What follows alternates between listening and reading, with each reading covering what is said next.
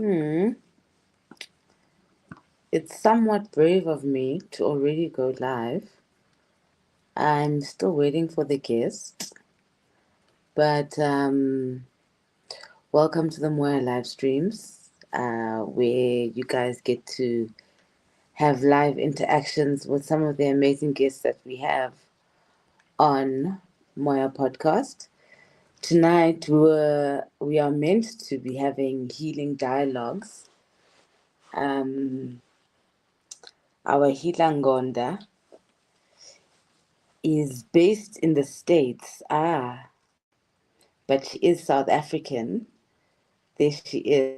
Add her Yes. to the stage. Yay! Hello. Yay! Ah, Hi, ma'am. Ninjani. oh my goodness. Hande, I'm good. How are you? Oh, Very well. Thank you so much to agreeing to do this with us.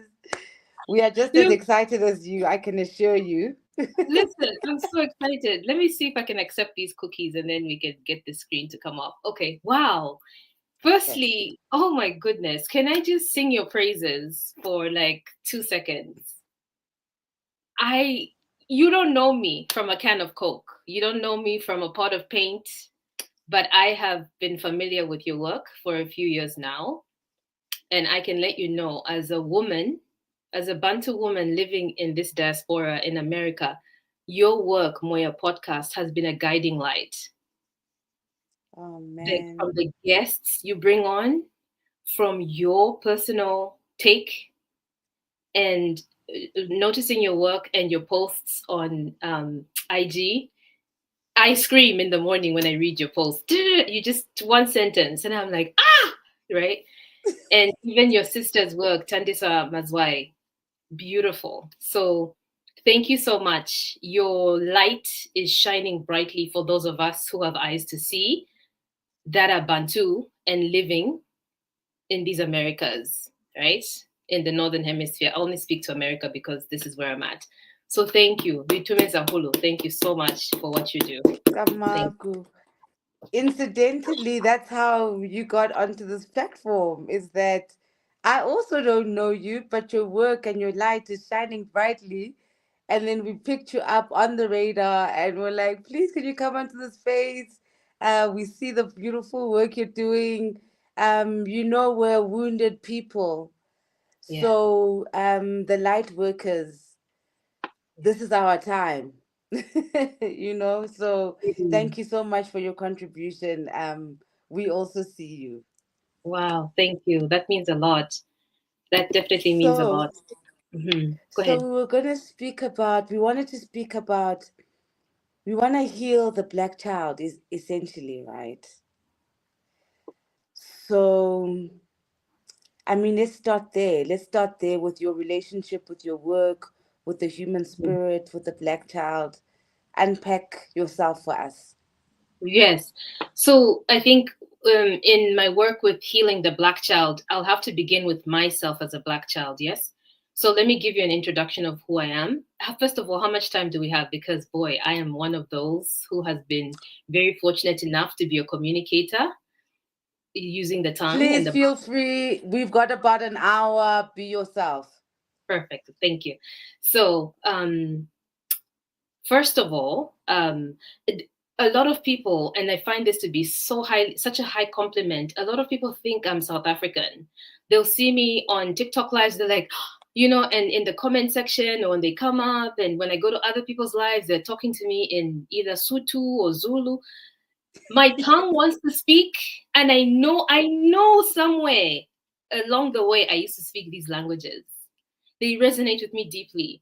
But I'm a child that was born in a space called what we call today Zambia. Okay. I actually thought you Mhm. were South African. Yes, when you see, Yeah. even the when apart, right? Yes. So, and Yes. I feel it. I feel it too. Perhaps it's the ancestors I walk with that have that are invoked through me, that are teaching me, Mm. that come heavily from the space of South Africa and in the different clans that are found there. There's a very Yeah. heavy, like I said, your sister's music speaks highly to me. You know, there's a song, I can't repeat the words. It's playing in my head over and over again. I love the way the ancestral music comes through out of South Africa. I don't understand a lot of the lyrics, but they speak to me. Yes. So I was born and Mm. raised in Zambia, what we call today Zambia. I follow the matrilineal way of identifying children. I consider myself my mother's child first. So I am a Lozi woman. Kina mwana wa balozi. I'm a Lozi woman. Mm. And growing up, my father would introduce me to people as akankaroshiaka. So, you know, Lozi can be said Roshi, Roji, Roji. Yeah. So he would use those very older terms. He would introduce me to people and say Nkaroshiak. And I was thinking, because to say Karoshi in one of our languages in Zambia, because I was young, I thought he was saying I was a witch. Roshi, Roshi, Umuloshi, right? And I'm like, no, I'm not that. And then everyone would laugh. The adults would laugh because they know what he's saying. They know that I don't know, but he knows what he's saying. So even when I was Yes. little, he introduced me as my mother's child. This is a Lozi child, is how he would introduce me. Ish. Mm-hmm. So I am a Lozi child. Yes. And Mm. so where my journey begins in healing the Black child, I had a very tumultuous childhood. From the onset, my childhood was tumultuous. And talk about surviving multiple traumas in childhood, even before the age of 10. I had gone through so many traumas. But one thing that remained steady in me is that I always had an inner knowing of who I was. I always had an intuitive force that guided me. So even so, being young, one day standing in my mom's veranda, my parents were divorced when I was a year old. So standing in my mom's veranda, this is one of the memories I have, and overlooking the mountains. Um, she lived in a place called Lusaka West, Nampundo area, full of mountains and lots of beautiful trees. And I remember standing on her veranda, and I could hear a voice from inside of me telling me to say, "You see how far your eyes can see? That's how far you're going to travel. You're going to travel far away, and you're going to live far away from here. You're not going to live all your days here in this land, but you're going to leave and you're going to go far away." So I knew from the time I was little that my destiny was to leave home and to go far away. And my father confirmed it. So at a certain point in life, my father started to mentor me. Okay, since you're going to go live far away from home, you need to be able to articulate yourself in English. When you go to these white spaces, this white country, they need to be able to hear you. They need to be able to understand you. Um, a lot of the traumas I suffered were interestingly were very much tied to parenting, especially on my father's side, right? And Mm. my stepmother and my father's brother. When my family watches this, they're gonna be like, "Oh, no, she didn't. No, she didn't. You did. What's wrong with you? Hi, Konaman." Sorry, I it's can true. It's relate. my life. Please let Yeah. me tell my story as honestly as possible. It's my story to tell. Yeah. So I always tell my clients, I stand, I own, I stand, I speak, I own my voice. So and here I am owning my voice. So my mom's job at the time when I was little, when I was young, her job was to protect me the best way she knew how, because of what was coming at me was very spiritual, right? My life was on the line, constantly on the line. So my mom's job was to protect me spiritually, and she did everything she could in what she knew how to do things, right? And so that meant me visiting people who I today look at sangomas, and them, drink this, wash with this, blanket over you, all of that. I'm like, what's happening? Nobody explained anything to me. Just like, go through the process. You don't need to know what's happening to you, right? And everything else. And then so from spiritual, it started to almost manifest physically. where now it became an unexplained illnesses, right? I had unexplained illnesses. Oh, what's going on? So I didn't live with my mother, and my father made sure they had 4 children together, five bonus my sister, who was my mother's child. So 5 children, six actually, because my father also had a bonus child. So 6 children in one household. When they divorced, my father decided to take all six. Right? First, he took 5 of us, and then he came and collected my mother's child too for a while, for a little bit. So right, and so we grew up majority of the time under my father's roof, and we would be allowed, this is my story, we would be allowed sometimes to visit my mom once a year, twice a year during holidays, school vacations. And so in that time when I would visit my mom is when she would try to do a lot of the herbals that I needed for my life and all of that stuff, right? All of that. My mother was a nurse by profession, a midwife. My mother was a damn good midwife. My mother was the village counselor. You know, the Nampundo was a small town, very small town, mining town, and my mother was a nurse there. So my mother was very vocal. My mother just spoke the truth. It just came out of her mouth, and she spoke it very clearly. She didn't mince her words, you know. And so but and as much as people would be irritated by her, they would still come to her for in the middle of the night for advice. Why can't you come in the day? Is me. Why can't you come in? My mom is she when Yeah. right? And then but then that's when some of my gifts started to show as well, because I could tell when people would come, I would tell, like, and I'll say to them, why are you cheating on your wife? You know that's wrong. I would just know people's issues without, I would just know, and I would blurt them out because I was a child. You know, also I had a way of just speaking my mind. So, you know, and so in just, you know, they say kalodela is what they say in one of the languages in Zambia. Ala lodela, like you can guess things, you know, but it's a knowing. We know it's a knowing, yeah. So we just know things. So even before my mom passed, the 2 years or maybe 3 years before she passed, I just woke up one day and I could hear clearly, your mother's passing, your sister's passing.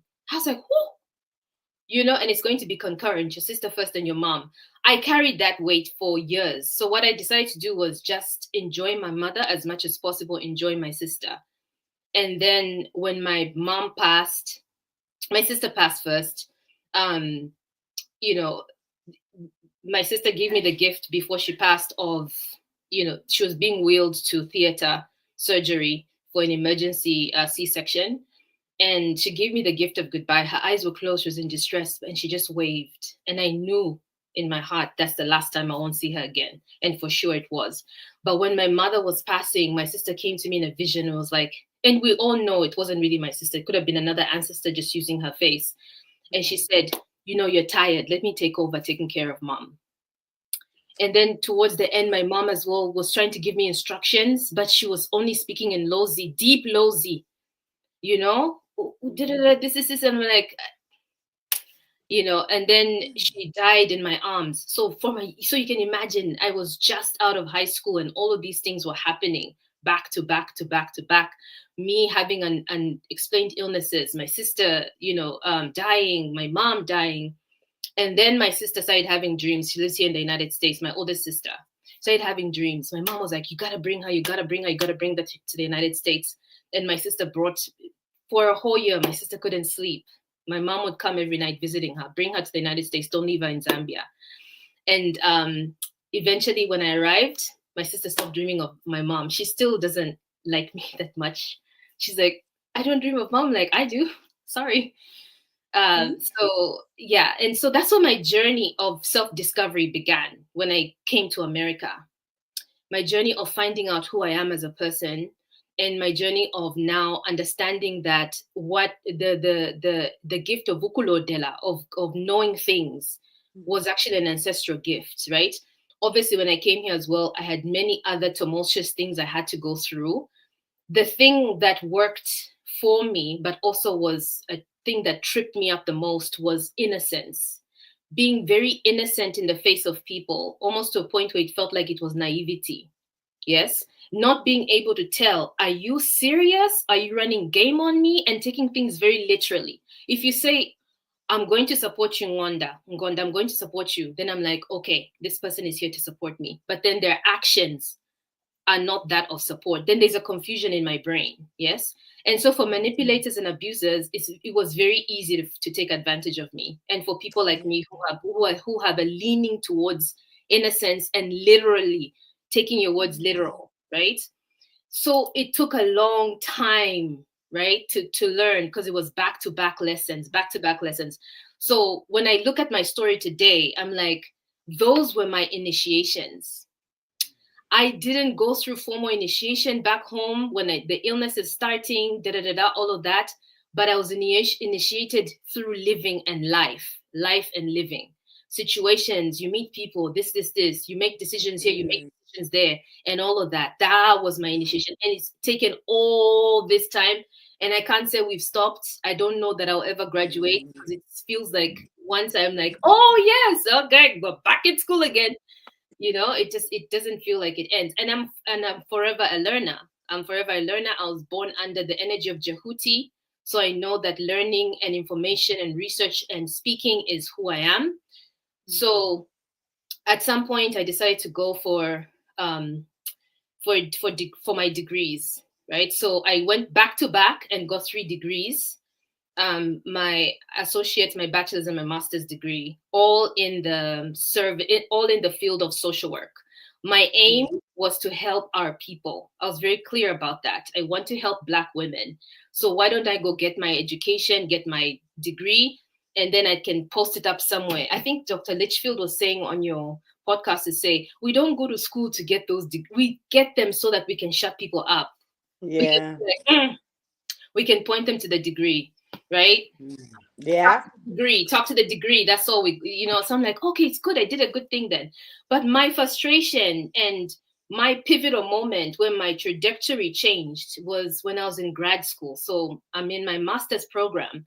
Nothing is working out for me in terms of the course load, in terms of the concepts we're learning. I'm like, okay, where's the stuff for Black people? Where are the Black professors? Where are the Black writers? Why are we only being presented with things about Black people written by white people? They don't have our lived experiences. And it was so frustrating to me. So, and at the time I had a supervisor with my internal knowing, the way I am, I'm a natural learner and I can teach myself a lot of things. I started to teach myself in my master's program. I would go outside of their books and I started to read things like The Healing Wisdom of Africa. This was given to me by my supervisor at the time, a white guy. And at the time, I started to have open visions, right? I was having open visions and I'm like, I'm seeing these people, they're so majestic, they're big, and they're very dark-skinned, and they're talking to me, saying things to me, and I'm like, telling my white supervisor, what's happening to me? He's like, I think those are your ancestors. I'm like, I think so too. So we're like figuring it out together. Imagine I'm figuring out my ancestral connections with the whole white man. That's what we had. That's what my ancestors had to work with at the time. He tried to get me to speak with a Ugandan man. I knew it on the inside. I'm like, it's not aligning, because he's trying to tell me who I should be rather than listen to who I'm trying to tell him that I am. So went back. This white man's name is Mike. So went back to Mike. Okay, Mike. So we're figuring this out. So when I started to read The Healing Wisdom of Africa, that's when I began to understand deeply what was happening to me. That yes, ancestors speak, and they speak in many different ways, open visions, this and this. And even the promptings I would feel, go outside at night and put my feet in my lavender bush. Underneath my lavender bush, I'll put my feet there and I'll feel so cool and calm, all of those things. So it was really like there was an opening, like I just opened up. It felt like I just opened up to a different way of being. And I'm like, whoa, I knew that I couldn't go back. Go back. And then the pieces started to make sense. Oh, all along, that intuitive knowing that I had was my ancestors speaking to me. They've been speaking to me this entire time. Even when I was in the church, that wasn't the Holy Spirit. Those were my people. They didn't mind being misrepresented as the Holy Spirit. Those were my people. This is fine. And so then there comes a time where I'm in the program and I'm not learning anything about Black people. We're on the streets marching for George Floyd at the time. This is 2020. Everything just seems to be coming together for me, and it's all just combusting. And there's obviously a growth. It's like, I don't know, I'm germinating into something new, but at the same time, I'm also exploding a mask. I'm unmasking myself. I'm taking off the clothes of colonialism and coming into myself. So it was a very ugh, right? And this white man, and I'll tell him, you don't get to tell me who I am. I know you're my boss, but I get to tell myself who I am. If I have a problem, you don't get to tell me how to solve it. I solve it myself, because we have all been conditioned through colonialism to listen to you as the authority. I am the authority over my life. I need to figure this out for myself. Yeah. And then he's like, okay. So all he would do in our sessions as my supervisor, he would just take notes of what I'm saying. Right. And so I appreciate him because he had respect for me, and he had respect for what I was saying about myself and my experiences. He didn't doubt me or this or that. He's like, no, this is what's happening to you is real. And he would send me articles, shamanism, da da da. And I started to study. So I'm learning about Western mental health. And I'm telling you, my ancestors would come through in class. My mental health classes were reading about oppositional defiant disorder. And I'm looking at what they're saying in the diagnostic statistical manual, DSM, right? This is where we get all the diagnosis to tell people you're crazy, you're this, you're that, right? Where I'm reading and I'm like, no, in class, no, there's no such thing as operational defiant disorder. These are just people who are expressing themselves in a way that you don't like. Like, I'm speaking these things and I don't know how I know them, but I know that I know them.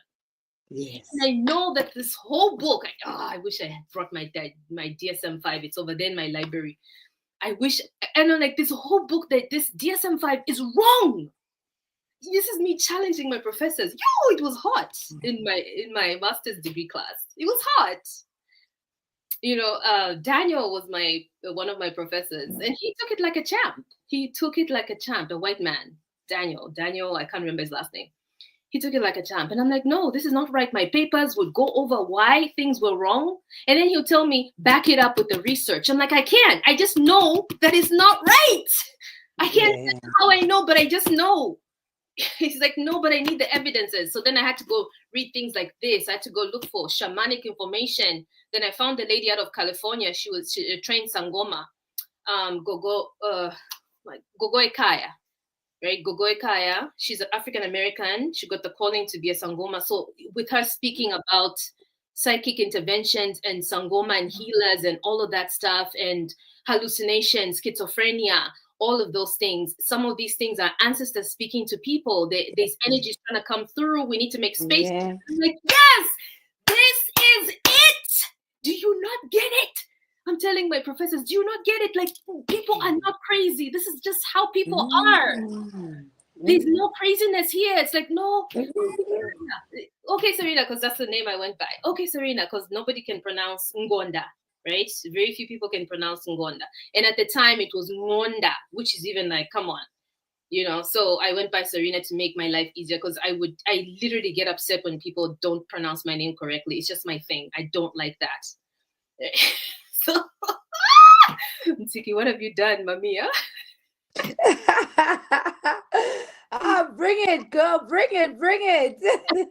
And so, yeah, so it's like, okay, how about when you are with your clients, you just, you go through the protocol, the Western protocol, giving them a diagnosis, but what you do with them in private is your business. The way my ancestors are, integrity is everything to us. Respect is everything to us.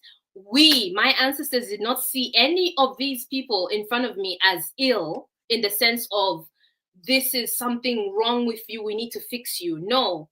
They were helping me to understand it's an emergence. It's an emergence, and you need to hold them in their emergence, right? They need the supports so that their potentials can come through, their power can come through completely, right? And you're not stopping the process, by premature medication, all of those different things. So this Yes. is me, my frustration. Nobody's hearing me, right? Nobody's hearing me. Everybody's just on this very Western narrow path of doing psychology and mental health. So then I start to practice, right? Because you have to do the practicum. I start to practice. My ancestors took over my mouth. I'll be in a session and I start to speak in Lozi. I'm speaking in Bemba to these people who, my clients, they don't understand my language. And I'm like, and now I'm panicking. I go to my white guy supervisor, Mike, I'm speaking in my native tongue. I don't know what to do. And then he says, okay, why don't you is it okay if you allow yourself to speak? Whatever your ancestors are trying to say, let them say it, and then you can translate. I said, oh, I didn't think of that.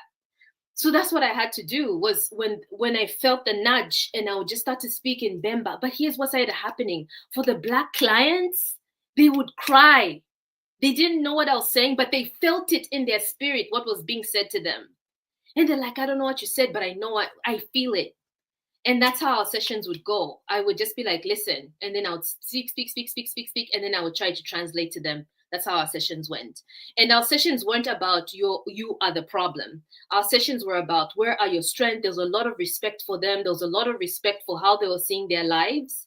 And then just picking out what I could see as a perspective that they could also consider to blow up in their faces, right? To make it bigger for them. Does it make sense? So, but then what I started to notice, then I went into practice as a licensed therapist for a minute there.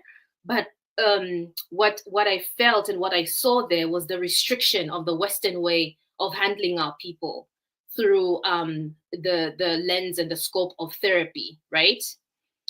The time constraint, 45 minutes per client, sometimes 30 minutes.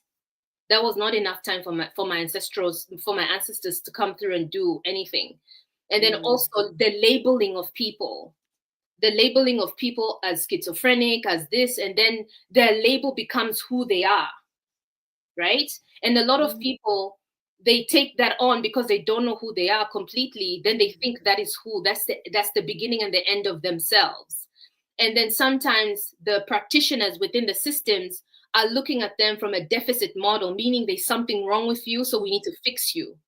And they're not considering also the environmental factors, person environment as well.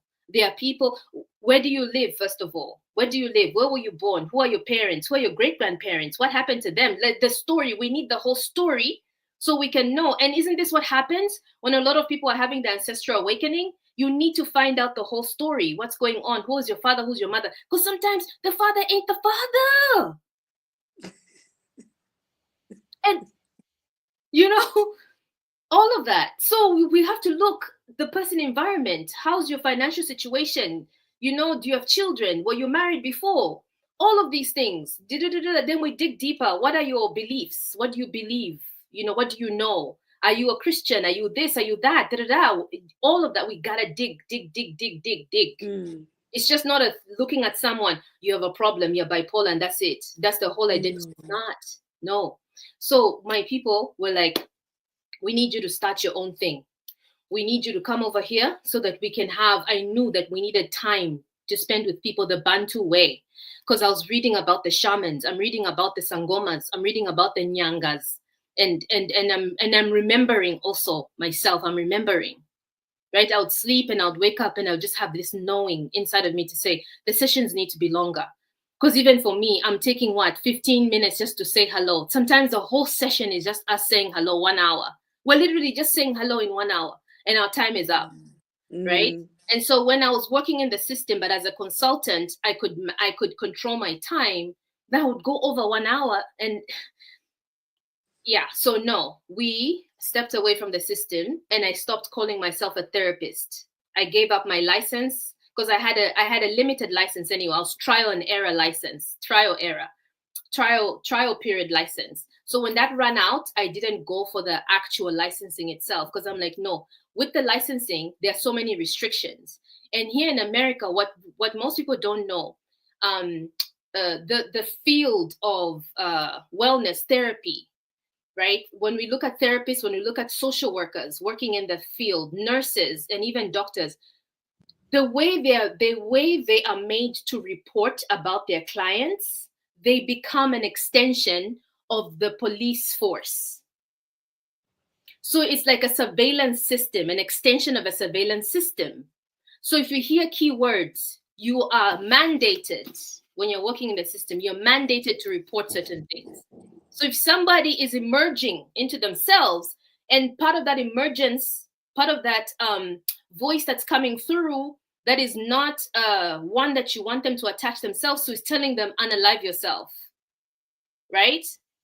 But it's part of the process of them emerging into themselves, yes? And all of that. In the system, you're told immediately you need to report them, that they're suicidal, and then there's a protocol that happens. Obviously, you have to assess the degree to which, but the thing is, you're always looking out for keywords. That's my point. You're always looking out for keywords. It's almost like you're surveilling your client. That's the way I see it. And I'm like, no, that's not the way to treat Bantu children. We're not here to be surveilled, and I am sure not going to be surveilling my own people in any way, shape, or form. Does it make sense? And this is how I see it. Does it make sense? I'm like, I'm not participating in that. So I would rather have a space where we can come and I do some of the things I saw when I was young, where you sit, you sit and you say hello. It takes you some time to say hello.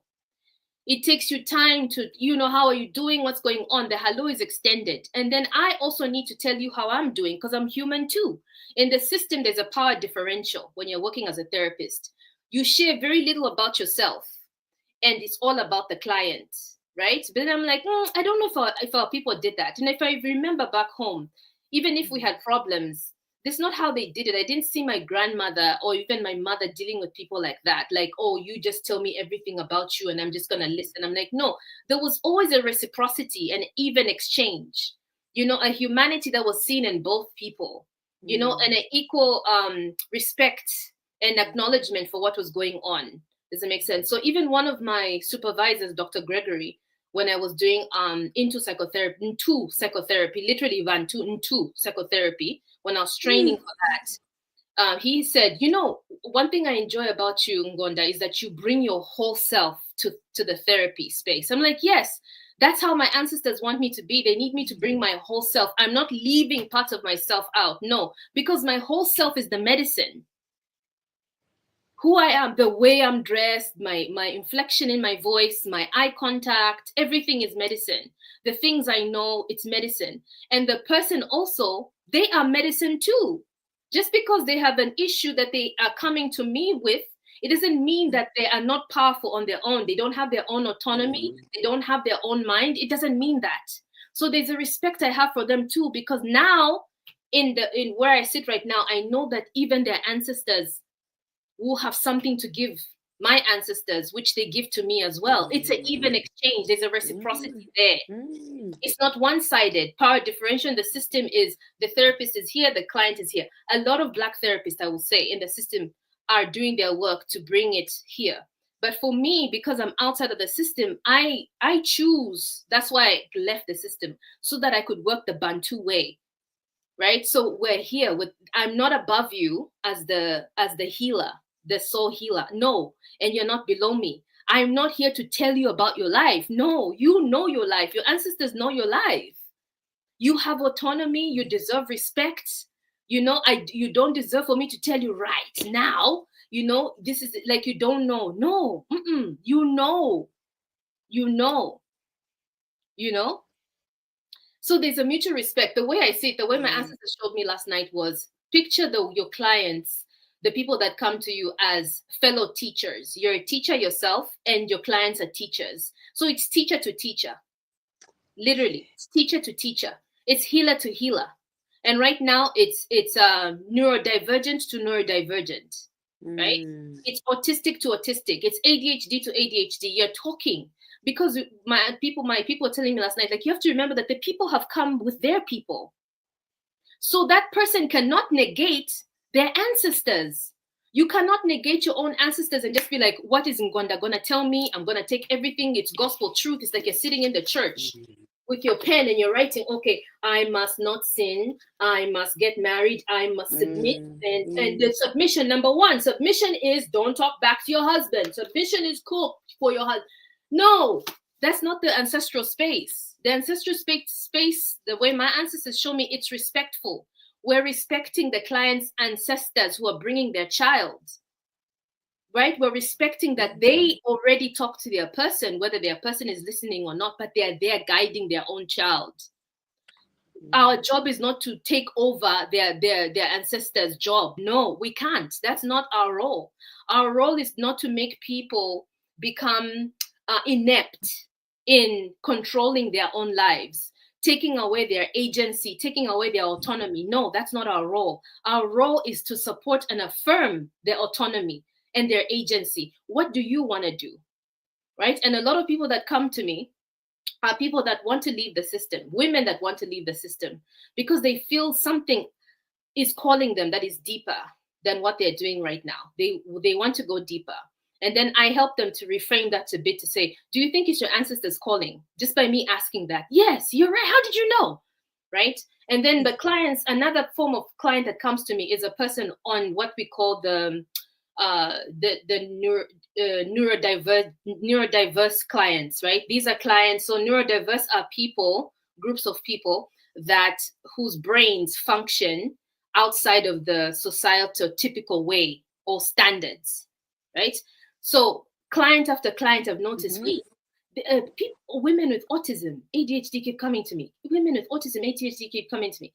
And the thing that they're looking for is to name for themselves what it is they want. They just need a space where they can be free. They can feel free enough to name what it is they want, to reclaim their voices. And I feel that is also what their ancestors want for them as well, to reconnect to their autonomy. And it's not just reconnecting to their autonomy, but also making sure that they're starting to build relationships with people who respect their autonomy and independence and authenticity. And also people who respect the fact that just because you're autistic, it doesn't mean that you should be infantilized. You should be treated like a child, or you should be treated like a joke because you take things literally. So now people are like, like when I was growing up, you way, because they'll take things literally and I'll forget things. ADHD, you forget everything. One day, this is a running joke in my household. My father used to, it's probably why he used to, I was one of the only children my father would drive to make sure he drove to school and drove back. If you were late getting in the car, that's your business. I would not be late because the reason was me being taken with the car. It was me. So now I understand why, because I would forget if he wasn't able to come get me. Like one time he couldn't come get me. He gave me transportation money. Here, take the bus. Mommy, I forgot that he had given me. And I started crying. My father is not coming for me. My father is not coming for me. And I started walking home and I'm literally crying, walking home. And it was far. School was far. And I'm walking, crying, and I'm plotting in my little mind. When I get home, I'm going to yell at him. He'll see me today. I get home. It's like maybe 17, almost 18 hours. That's how far school was. Beat down, I'm crying, dragging my bag. Everyone is concerned. You are here. We've been looking for you. What happened? And I'm like, Dad forgot me. He didn't come to get me. And I'm crying. They're like, no, he gave you transport money. Somebody reaches in my pocket and they take it out. Here, your winner. They laughed for years. They would reenact me dragging my bag, crying. Dad didn't come get me. But though that was an early onset, an early sign of ADHD, forgetfulness, forgetting things. My stepmother would always say, hey, you and forgetfulness, you forget everything. So you have to write it down for me, or you have to remind me. So this is why I think one of the reasons why my father would take me. So he learned his lesson. He came home and I was still distraught. And I gave him a piece of my ADHD brain, no holds bar. And he's like a champ. And then, so what he did was, if he couldn't come take me himself, he would send someone to come get me. This is like, we're not repeating this. We're not going through this again. School is way, way too far for you to be walking by yourself alone like this. So yeah. But my mom, on the other side, she knew that I was forgetful. My mom also knew that I had a mouth on me, right? I had a mouth and I was a straight shooter just like her. And so what my mom did was like, okay, your father is putting you in a he's being supportive, but also he's enabling too much. You need to know the world. So my mother, one of the things she did, I'll never forget, she put me on a bus and she's like, go to town, go to Lusaka. Here's a shopping list. We've been to Lusaka together to shop. So you know where everything is. Go and come back on your own. Right. And when I left, that's when she realized, what have I done? What have I done? Bus one came back, bus two, nothing, three, nothing. Now she starts to panic. Now because it's a very small town, Africa. If I remember well, everybody's in everyone's business. Yes. So now people know Basista is what they call that. Basista is worried and whatever. So then eventually I show up. Everyone's like, hey, your mother's been looking for you. But then I brought everything that she asked for. And then she's like, so she starts asking me, what did you do? How did it go? Da, da, da, da. So my mom was very supportive in that if I did something that exceeded the expectation, her expectation, she would ask me, how did you do it? What was going on with you? Then she saw, oh, you're capable. My father just tried to seal me in a little shell, whereas my mother's like, no, you're capable. Let your capabilities shine, so to speak. So when I come back to the space of like my work, and dealing with the Black child, this is the work that I do. We're very supportive of people who consider themselves ADHD, autistic, any person that is neurodivergent, Black women that are looking to regain and reclaim their autonomy, Black women that are looking to reclaim and reconnect with their ancestors, because that's the way. For me, the way I know, for us to liberate ourselves and to decolonize, you have to reconnect with your ancestors. And you have to start taking things slower. So I told you that's question one. So yeah. I know, right? It's so incredible. But you're speaking to something so interesting because Vele, in our ancient wisdom, there was no craziness or mental health issues. It was just we knew that, oh, this one's a gifted person, and even the crazy people, they would have one in every village. They'd say there's one in every village, and everyone would respect that because that would be the person who is representing and embodying the ancestors that protect that area. So it's Yeah. very interesting to see how we interpret neurology as opposed to how the white people do it. Yes, because here in America, to be neurodivergent of any kind, so this is autistic or ADHD, this is bipolar schizophrenia, this is Asperger's, is a form of autism.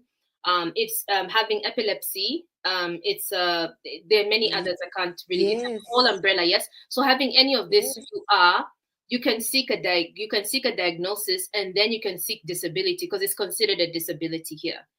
Being neurodivergent, being under the umbrella of neurodivergence is considered a disability. And you get a government check every month coming to you and everything else like that. For some Black people, that might be an option.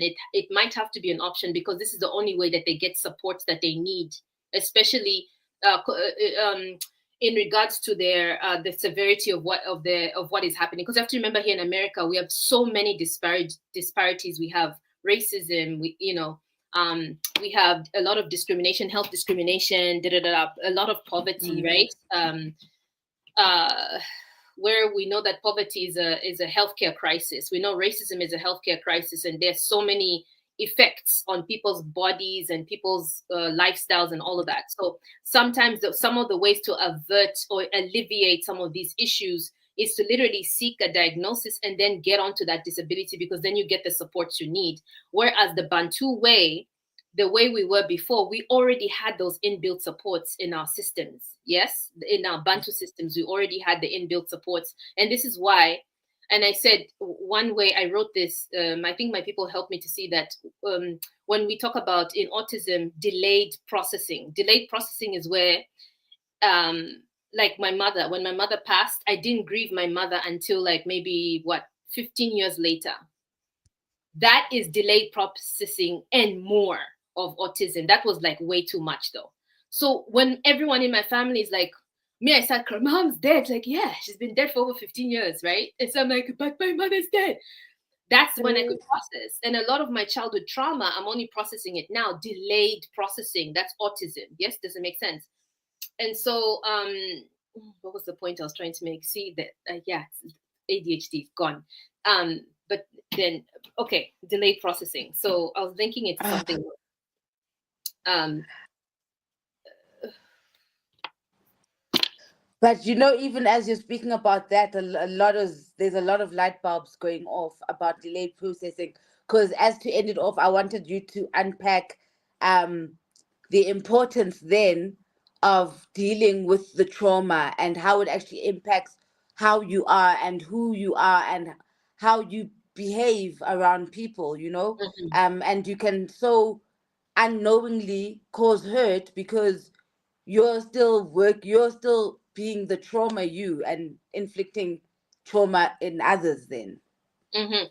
So, a lot of times with people that are neurodivergent, right? Mm, A lot of time, autistic women and ADHD women, I'll speak to this because that's what I know works through me as well, right? Those are some of the things that work through me. We tend to find ourselves in very abusive situations because of our innocence, and then also sometimes we're just overridden. Our boundaries are overridden. We're disrespected, and sometimes we are misread, right? mm, We are when we try to communicate the information, people are misreading what we're saying. So even for me, just like looking at a guy and laughing, or like the way I am with you right now, very jolly, someone might be like, oh, do they know each other? No, yes. all of that doesn't make sense. So if I'm talking to a man and I'm being this jolly, he's gonna think, oh, she likes me. No, Mm, I just am expressing myself. You're mm, misreading, you're projecting onto me. Does it make sense? And so part of what happens, for what needs to happen for the neurodivergent, the ADHD, the autistic ADHD woman, is to begin to unmask, literally. If you see on my Instagram channel, I have I love masks, and so I have pictures of masks, the Chokwe mask, Queen Chokwe of the Chokwe people. mm, Part of what we need to do is start unmasking. What does it mean? Stop trying to be something that you're not. But in terms of like what society has told you, you talk too much, meaning you silence your voice. You're too clear, you're too straightforward, meaning now you try to find ways to soften the way you speak. No, be yourself. What needs to change is the people that you put around you so that you can be understood for who you are, right? And as you get to understand yourself, as your glosses, your ancestors are also showing you who you are, you embrace who you are. You embrace the fact that sometimes you have delayed processing, like myself. Something happens, I'll wake up at 2 o'clock in the morning, 2 years later, hey, that person is stupid, right? So 2 years later, that's when I get it. So it's part of me. But then there's also a lot of wisdom that comes through that, because the situation is going to age like fine wine. So by the time I'm analyzing it by drinking it, there's a lot of, oh, okay, now I get it, now I get it, now I get it. And then with my autism mind, I'm going to lock it away as a pattern recognition. So when I meet someone else, my brain will tell me, hey, we've seen this pattern before. Not a good person. They're exemplifying these patterns like this, like this, like this. So that's why it's important to unmask. And part of what the work I do is to literally help people take your mask off, so you can see yourself clearly. And part of the work I do is don't ask for anyone else to see you except you see yourself. That's part of you healing yourself. If your ancestors can see you, that's all you need. That is literally all you need. And what does that even look like? Listening to your intuition. So when we're healing, when we're unmasking, we're going to begin to listen to our bodies. As much as possible, listen to your body. And so even if you're confused about, are they being kind to me or are they insulting me?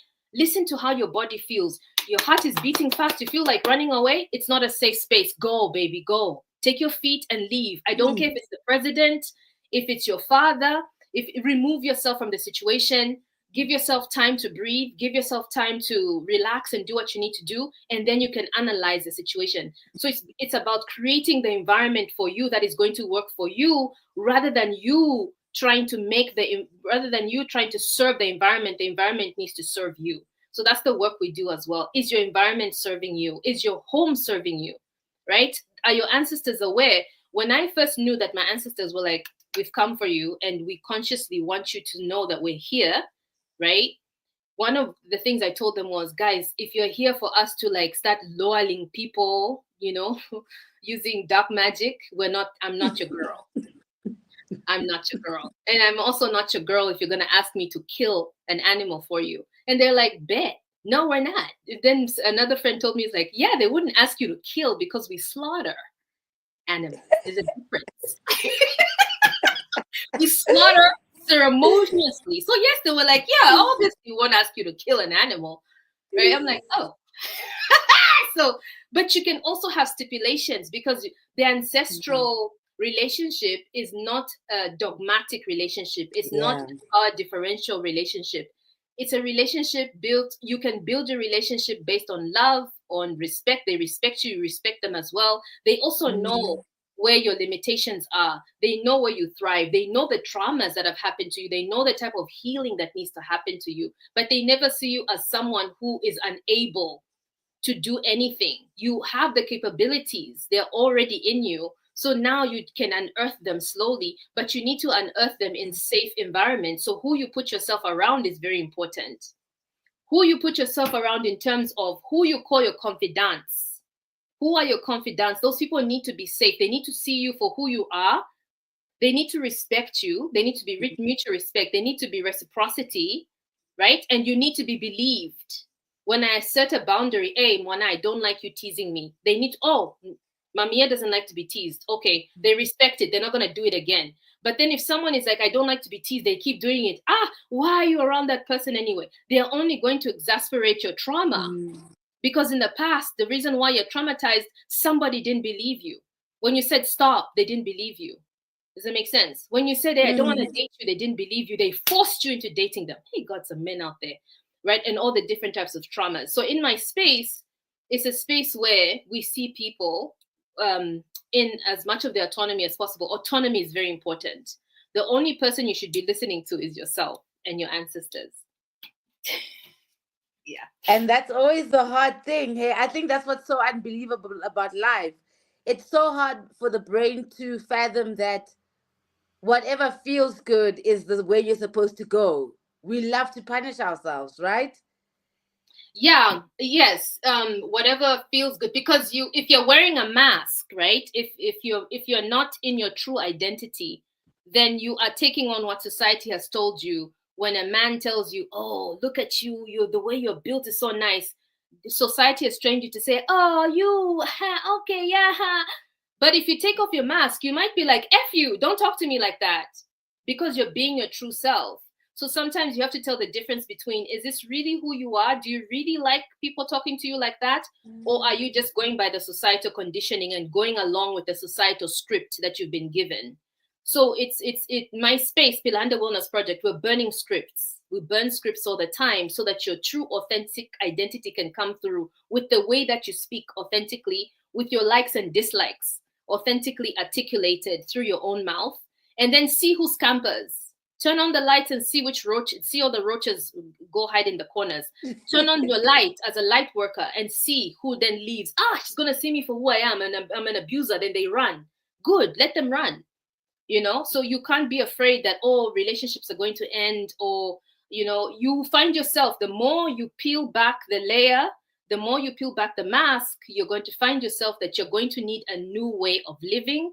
You're going to find, especially, I emphasize this a lot, you're going to find you might need to hang out in new spaces. We are Bantu people. We're very much interconnected with people. We love to be in communities, but it's all about choosing your chosen community, and your chosen community must respect you. One of the things we do in our work is likute. My ancestors gave me the word likute, which means respect, right? Our ancestors want us to be respected, especially Black women. They don't want us to be treated with disrespect. So what part of my work is to make sure likute. I like it when I meet men who are disrespectful. Then I can really cuss them out. Yeah. Oh.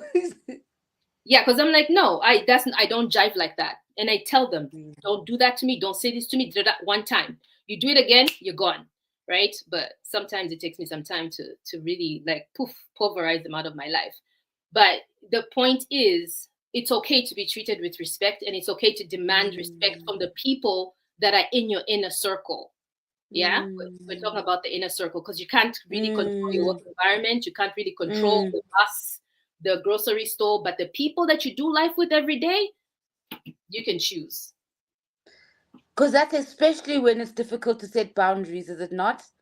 Yes, yes, yes. And so the more you unmask, the more you know yourself, the more you know authentically what it is you like and what it is you can tolerate and what it is you can't tolerate. Right? A good example of myself, like I said, I can't tolerate people, men projecting onto me. Oh, look at you! You're wearing yoga pants. You look so sexy because you want to turn me on. No, that's not what I'm doing.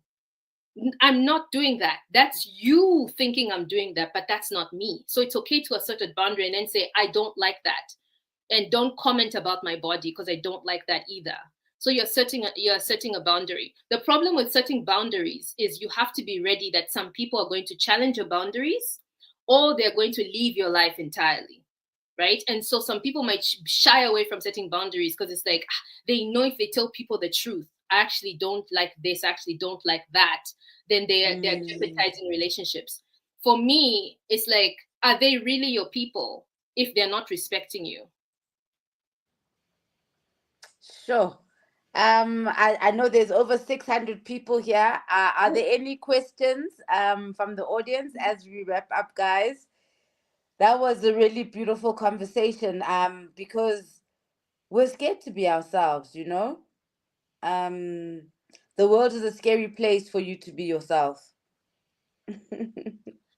It is, and that's why one thing that I've done for myself, and I emphasize in my work, is listen to your own voice, listen to your own intuition, one, and then create daily mantras yourself to speak over your life. Like for me, Pila Hande, my ancestors spoke to me, Pila Hande Mali Fasile. So that's one of my affirmations. Nika Pila Hande Mali Fasile, na Pila Hande Mali Fasile. Kina mana walikute. I'm a child of respect. I will live well in this life. So I say those affirmations to myself. This is why I needed my shaker. Dang, I didn't bring it. So then you can take your rattle. Oh, let me see. Jaji, bring my shaker, please, from my room. That's my son. I called him Jaji on it's not even his nickname. Oh my God. Okay, so then you take your rattle or your shaker, especially if you're a woman, and you're going to shake that over your head, your crown chakra, and you're going to speak these affirmations over yourself that you create for yourself. So let your people speak to you because that is your medicine. That's how you strengthen yourself, your own words. You're taking your own energy and putting it back into yourself like a nice fertilizer. Thank you.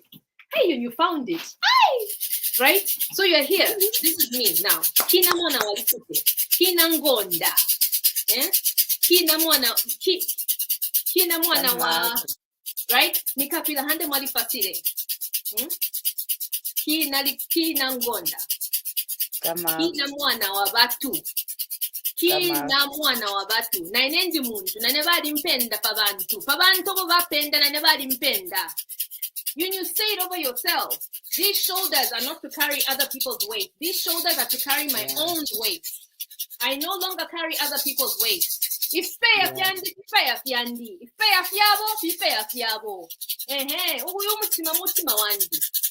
is my heart, and I decide what to do. So you see what I'm saying? So you can take this and take it all over your body as you're doing affirmations. And if you don't have a shaker, you don't cry like, oh my God, I don't have a shaker. Just take a glass bottle like this one. You know, once the water is finished, go outside, make a project, go pick tiny stones, put inside, halfway like this, and then close it well, and then that's your shaker. The stones will create a noise, and you can just shake that over your head. So sometimes you don't have to take the expensive route, going to a store you can create the thing yourself. And in Africa, you know, we have those trees, ichisekesi. In Zambia, we call them ichisekesi. It's a natural shaker. That's a natural instrument. Just take that and it's the one you shake every day. If you can even take it in your bag, you're somewhere in a corner, you can just shake. If you're having a bad day, you can just shake it and say your affirmations to yourself. So that's one way to reclaim your voice and to believe yourself that you really are a child of your ancestors. You say your last name and what your last name means. You say your first name, what your first name means, because it empowers you. Why did they name you that? You know, all of those things. Oh, beautiful. Thank you for that. Wow. I think we're good. I think we are good. I think the sermon is done. I think we are good. Gonda, I'm gonna put your social media handles in the description box so people can follow you. I think you're the first Zambian on the channel, so we welcome Zambia into the community. Thank you so much for your time and your wisdom. That was such a beautiful session. We really appreciate you, and then we hope that we're gonna speak to you soon again. Thank you for having me, and I'm more than welcome. I'm more than happy to come back to the space. Yes, thank you for having And me, you're more than Mia. welcome.